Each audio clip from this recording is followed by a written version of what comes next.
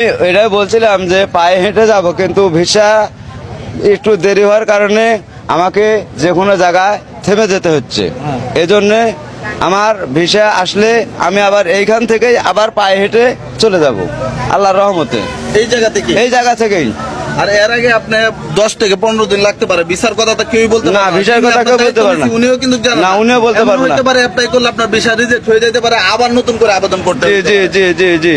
তখন আপনার সময়টা তো কমে যাচ্ছে, হ্যাঁ, আপনি ফুলাইতে পারবেন হাইটে। সময় চলে যাচ্ছে।